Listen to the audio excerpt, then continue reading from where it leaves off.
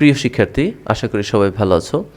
আমি আজকে বাইনারি সংখ্যাকে কিভাবে ডেসিমাল সংখ্যায় রূপান্তর করতে হয় সেই কৌশল নিয়ে আলোচনা করব। আমরা কিন্তু এখন রিভার্স করছি। আমরা আগের ক্লাসগুলোতে কি করেছিলাম, যে দশমিক সংখ্যা থেকে অন্যান্য সংখ্যা পদ্ধতিতে গিয়েছিলাম, অর্থাৎ দশমিক সংখ্যা থেকে বাইনারি, অক্টাল, হেক্সাডেসিমাল এই সকল রূপান্তরগুলো করেছিলাম।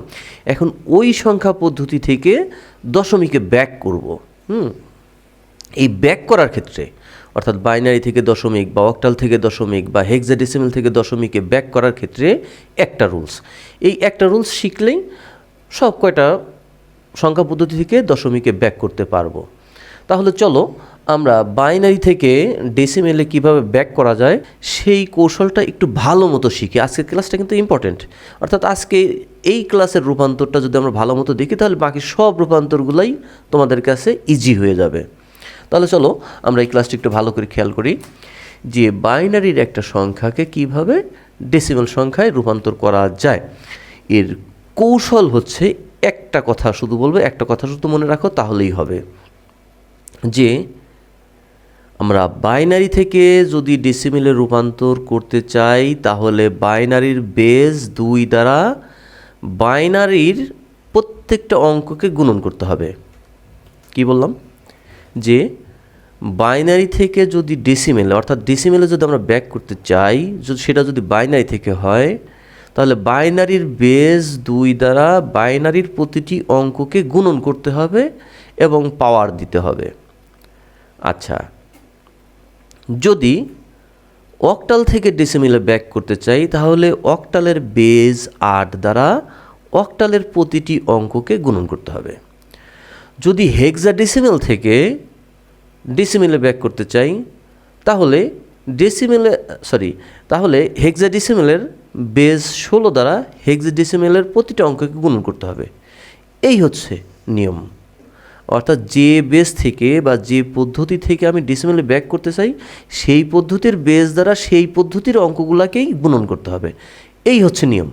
কিভাবে গুণনটা করব সেটা একটু দেখি।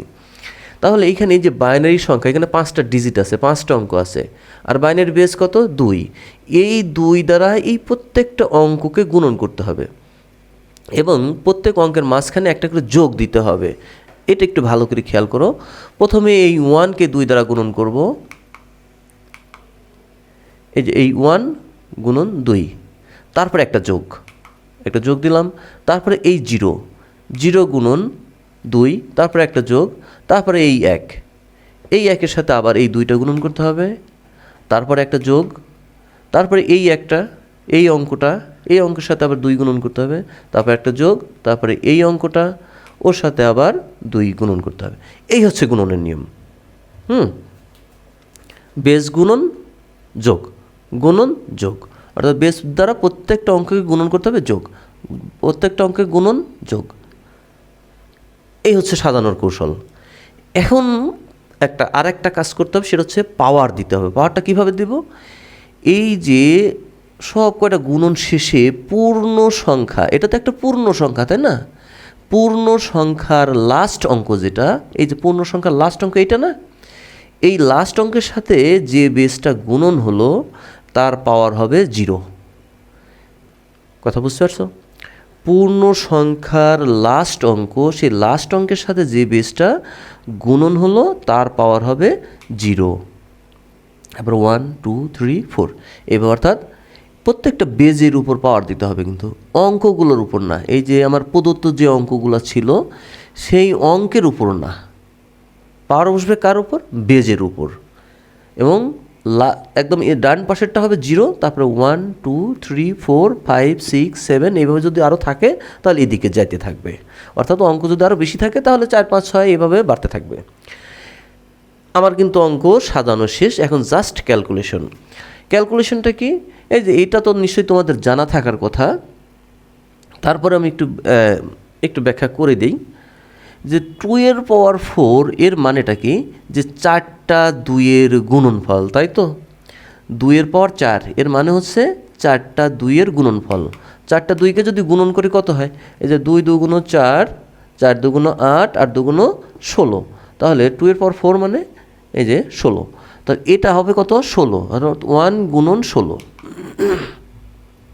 1 গুণন 16, তারপরে এই যোগ চিহ্নটা, তারপরে এই যে 2 এর পর 3 মানে কি এটা 8 হবে, এখানে 8 হলো আর এই 0-র সাথে গুণন হলো, তারপরে এই যোগ চিহ্নটা, তারপরে 1 গুণন 2 এর পর 2 মানে 2 2 4, এই 4টা চলে আসলো, তারপরে যে যোগ 1 গুণন 2 এর পর 1 মানে একটাই 2, এই জায়গাটা একটু খেয়াল করো, এই জায়গাটা কিন্তু অনেকেই গুলায় ফেলে, অনেকেই এটা ভুল করে ফেলে। এই যে 2 এর পর 0 এর মান কত হবে? আমরা জানি এখানে কোনো সংখ্যার পাওয়ার যদি 0 হয় তাহলে তার মান হয়ে যায় 1, সেটা এখানে 2 হোক, 3 হোক, 4 হোক, 5 হোক, যা হয় হোক, ওর পর 0 হলে তার মান 1 হয়ে যাবে। তাহলে এই 1টা হচ্ছে এই, আর এই যে 2 এর পর 0 এর কারণে এটা হয়ে গেল 1।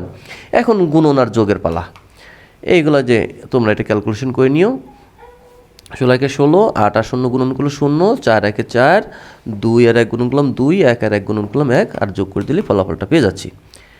এই যে যোগ করে যে 23 আসলো, এই 23টাই হচ্ছে এই বাইনারি সংখ্যার দশমিক মান। আমার কাছে যেটা মনে হয় যে দশমিক থেকে অন্যান্য সংখ্যা পদ্ধতিতে যাওয়ার জন্য যে নিয়মটা, তার সাথে এই নিয়মটা অর্থাৎ অন্যান্য থেকে দশমিকে ব্যাক করার নিয়মটা তুলনামূলক সহজ। আমরা আর একটা উদাহরণ দেখি। এরকম একটা সংখ্যা, তাহলে নিয়মে একই, প্রত্যেকটা অঙ্ককে বাইনারি বেস 2 দ্বারা গুণন করতে হবে। 1 গুণন 2, তারপরে একটা যোগ, তারপরে আবার 1 গুণন 2, আবার একটা যোগ, এইভাবে প্রত্যেকটা অঙ্কের সাথে গুণন হতে থাকবে। এটা যে লাস্ট অঙ্ক 0, এই যে 0, তাহলে এর পাওয়ারটা কত হবে? এই 2 এর পাওয়ারটা হবে কিন্তু 0, তারপরে 1 2 3 4, এবার পাওয়ারটা হয়ে যাবে। তারপরে ক্যালকুলেশন, 2 এর পাওয়ার 4 মানে 16, এবার প্রত্যেকটা যে পাওয়ারগুলো ভেঙে নিলাম, পাওয়ার ভেঙে নেওয়ার পরে এখন ওই গুণন আর যোগ, এই হচ্ছে ফলাফল। ঠিক আছে, যদি গুণন ভাগটাক না বোঝো তাহলে একটু পুশ করে নিয়ে, ভিডিওটা একটু পুশ করে তোমরা হচ্ছে এটা একটু দেখে নিও। আচ্ছা, আমরা ফলাফল কিন্তু পেয়ে গেছি। আমরা আর একটা উদাহরণ দেখি, যে যদি পূর্ণ সংখ্যা আর ভগ্নাংশ সংখ্যা যদি একসাথে থাকে তখন কি করতে হবে। আমরা যে রূপান্তরগুলো দেখলাম সেগুলো তো ছিল শুধু পূর্ণ সংখ্যার। পূর্ণ সংখ্যার ভগ্নাংশ সংখ্যা যদি একসাথে থাকে তখন কি করব? তখনও ওই একই নিয়ম, ওই বেস দ্বারাই গুণন করতে হবে, এবং প্রত্যেকটা অঙ্কের মাঝখানে যোগ চিহ্ন, প্রত্যেকটা অঙ্কের মাঝখানে যোগ, আর প্রত্যেক অঙ্কের সাথে বাইনারি বেস 2 গুণন হবে। এইখানে একটু বলে দেই, এই যে এখানে দশমিক আছে, তুমি মনে করো দশমিক কিচ্ছু নাই, দশমিক নাই এটা কল্পনা করে প্রত্যেকটা অঙ্কের সাথে তুমি বাইনারি বেস 2 গুণন আগে করে নাও, তারপরে আসে ওই চিন্তায়, পরে দশমিকের চিন্তায় আসবো। দশমিক নাই এই চিন্তা করে প্রত্যেকটা অঙ্কের সাথে আগে 2 দ্বারা গুণন করো। প্রত্যেকটা অঙ্কের সাথে আমি কিন্তু 2 গুণন দিছি আগে, কোথাও কিন্তু দশমিক দেই নাই। হ্যাঁ, এখন পাওয়ারটা দেবো কীভাবে? পাওয়ার দেওয়ার সময় এসে আমার ওই পূর্ণ সংখ্যার ভগ্নাংশ সংখ্যাটা হিসাব করতে হবে। তাহলে পাওয়ার দেওয়ার সময় যে কৌশলটা করব, এখানে পূর্ণ সংখ্যা আছে কয়টা? 4টা, 1 2 3 4। তাহলে এই যে 1 2 3 4, এই সংখ্যাটা হচ্ছে পূর্ণ সংখ্যার লাস্ট অঙ্ক। তাহলে এর সাথে যে বেসটা গুণন হলো তার পাওয়ার হবে 0, কারণ ওই যে পূর্ণ সংখ্যায় আমরা কী করছিলাম, পূর্ণ সংখ্যা লাস্ট অঙ্কে পাওয়ার 0 দিয়েছি, তারপরে 1 2 3। এখন এই যে ভগ্নাংশ সংখ্যাটুকুর জন্য কি হবে, যে এই দিকে -1 -2 -3 এইভাবে পাওয়ারটা দিতে হবে, এতেই কাজ হয়ে যাবে। আর একভাবে যদি তোমরা এরকম দশমিক যদি গুলায় ফেলো, তাহলে সেক্ষেত্রে কী করতে পারো, তুমি আগে পূর্ণ সংখ্যাটা আগে গুণন করে নাও, পূর্ণ সংখ্যাটা গুণন করে তারপরে পাওয়ার দাও 0 1 2 3, এরকম পাওয়ার দেওয়ার পরে এই যে দশমিকের জায়গায় একটা যোগ চিহ্ন দাও, তারপরে প্রত্যেকটা অঙ্কের সাথে বাইনারি বেস 2 দ্বারা গুণন করো, এবং তার পরবর্তীতে তুমি পাওয়ারটা দাও -1 -2 -3। তবে এখানে অবশ্যই একটু খেয়াল রাখো যে এই 0 থেকে এই দিকে 1 2 3, আর এই দিকে -1 -2 -3, অর্থাৎ এই দিকে বাড়বে আর এই দিকে বাড়বে। খবরদার ভুল করে এই দিক থেকে -1 -2 -3 এইভাবে দিয়ে আসো না, তাহলে কিন্তু অঙ্ক 100% ভুল হয়ে যাবে। এবার ক্যালকুলেশন করার পালা। এখন 2 এর পর 3 মানে কত 8, 1 গুণন 8, তারপরে এদিকে আসলো, এই পর্যন্ত আমরা ক্লিয়ার করলাম, এই পর্যন্ত হিসাবটা ক্লিয়ার করলাম। হ্যাঁ, 2 এর পর 0 মানে 1, এই পর্যন্ত। হ্যাঁ, এখন এইটুকের কীভাবে সমাধান করব? এইটুক এগুলো ছিল তো প্লাস পাওয়ার, আর এখন এটা তো হচ্ছে মাইনাস পাওয়ার। এখন মাইনাস পাওয়ারকে ভাঙবোটা কীভাবে? মাইনাস পাওয়ার ভাঙার কৌশল হচ্ছে যে মাইনাস পাওয়ারটাকে আগে প্লাস পাওয়ারে রূপান্তর করে নিতে হবে। এখন প্লাস পাওয়ারে রূপান্তর করার কৌশলটা কি? কৌশল হচ্ছে এই যে 2 এর পাওয়ার হচ্ছে -1, তাই না? এই 2 এর পাওয়ার যে -1, এইটাকে কী করতে হবে? এই 1 এর নিচে নিয়ে আসতে হবে। তাহলেই এই -1 পাওয়ারটা +1 হয়ে যাবে। কিভাবে? এই যে এই 1 এর নিচে কিন্তু নিয়ে আসলাম, এই যে একটা দাগ দিয়ে 2 এর পাওয়ার 1 হয়ে গেল। এখন এই 1টা কিন্তু আর মাইনাস থাকবে না, প্লাস হয়ে যাবে। তাহলে এখানে কি হবে? আচ্ছা, এইখানে আর ঝামেলায় যাব না, একদম ডাইরেক্ট 0-র সাথে গুণন করা মানে ও 0, ওর পাওয়ারটার আর ভাঙার আমার আর দরকার নাই। 0-র সাথে গুণন হলে তো এমনি 0 হয়ে যাবে, ভাঙলেও যা হবে, না ভাঙলেও তাই হবে। এই জন্য এটা 0 করে দিলাম। আর এখানে কি করলাম? 1 এর নিচে 2 এর পর -3টা নিয়ে আসার ফলে এই -3টা কি হলো? +3 হয়ে গেল। এখন এই দিকের যোগ আর গুণনের কাজটা সেরে ফেলি। এই দিকের কাজটা সারলাম, আর এই দিকে কি করলাম? এই পাওয়ারটাকে ভাঙলাম। 2 এর পাওয়ার 1, এটাকে যদি ভাঙি শুধু 2ই হবে, আর 0 তো ওটা ভ্যানিশ, 0 তো বাদ। আর 2 এর পাওয়ার 3 মানে কত? 8। এখন এই 1কে 2 দ্বারা ভাগ করতে হবে, আর 1কে 8 দ্বারা ভাগ করতে হবে। আর এদিকে যোগটা সেরে ফেলি। যোগ করলাম, এখানে 13 হলো, এটুক যোগ করলাম 13, আর এখানে এটুকু ভাগ করতে হবে ক্যালকুলেটর দিয়ে। ক্যালকুলেটর দিয়ে ভাগ করলে এই মানগুলো আসবে। এখন এই টোটালটা যোগ করে ফেলি। যোগ করলেই কিন্তু আমাদের এই অ্যান্সারটা আসবে।